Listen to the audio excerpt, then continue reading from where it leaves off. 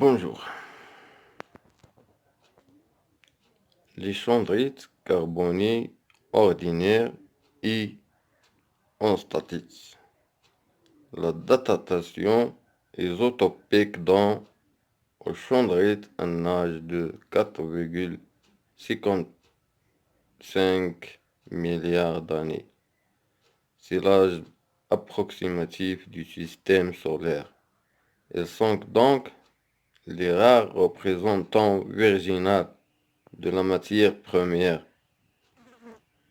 qui façonna le système solaire, même si, comme nous allons le voir dans de nombreux cas, leurs propriétés natales ont été alertées par la chaleur ou le froid.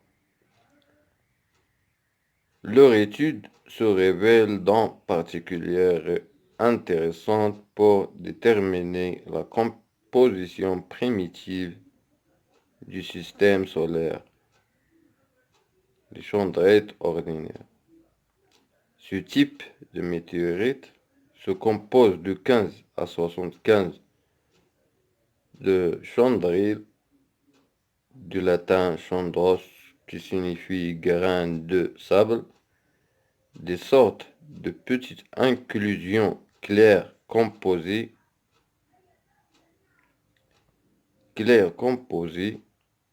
d'olivine et de pyroxine dont différentes propriétés et structures.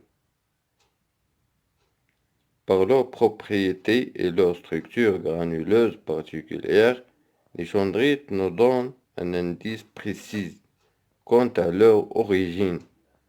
Les chercheurs les ont divisés en trois grandes familles: les carbonés, les ordinaires et les enstatites. Les chondrites ordinaires, les plus communs, contiennent à la fois des éléments volatiles, gaz et des éléments oxydés, le fer et le magnésium, etc., qui ont subi une cristallisation rapide, parfois sous forme liquide. Leur forme sphérique suggère également une gravité très faible, voire absente. Ces processus font penser qu'ils ont séjourné à l'intérieur de la ceinture des astéroïdes et ont évolué dans un environnement à l'écran des planètes loin des contraintes gravitationnelles. Groupe des chondrites ordinaires. Groupe des chondrites ordinaires. H, riche en fer. L, pauvre en fer. 2L, très pauvre en fer. EH, instatite, riche en fer.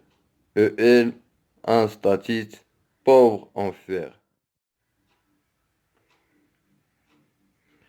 Les chondrites enstatites présentent abondamment les éléments réfractaires. Signes de haute température, elles ont été complètement réduites. Elles proviendraient donc de la région interne du système solaire. Quant aux chondrites carbonés, elles présentent le plus d'éléments volatiles et sont également